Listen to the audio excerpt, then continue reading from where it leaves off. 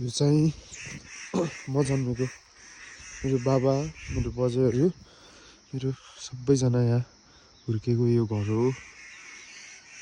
अहिले चाहिँ कोही खासै कोही बस्नु हुँदैन, कोही नि बस्नु हुँदैन अहिले। अनि म चाहिँ आज तपाईँहरूलाई मेरो पुरानो घरको यसो टुर गराउँछु है। बिस्तारै यहाँदेखि चाहिँ यस्तो देखिन्छ।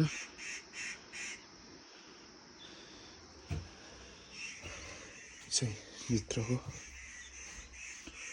किचन एरिया थियो यो पहिले, अहिले चाहिँ यस्तो भएको छ।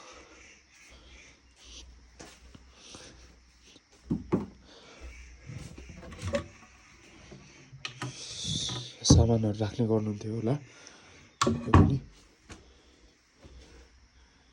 के छ पनि सामान राख्नुहुन्थ्यो होला है। यस्तो थियो सानो, धेरै लामो बनाउँदैन म भिडियो।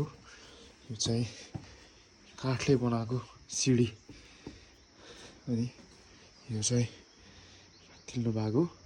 पुरानो पहिलेको यसरी पानी यस्तोमा हुन्थ्यो है, पानी यस्तो भर्ने यो चाहिँ सामान हो।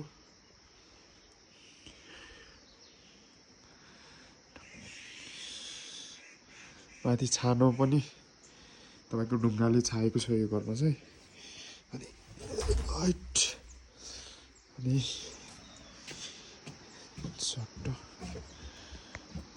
यो यिनीहरू चाहिँ सुन्तला टिमुरहरू धेरै कुराहरू छ यहाँ।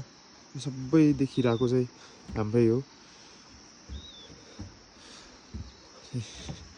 यतापट्टि चाहिँ अर्को रुम रहेछ, टिमुर सुकाएको छ। यहाँ चाहिँ म गएँ है, मलाई हल्का रुगा लागिरहेछ, आवाज कस्तो आइरहेछ।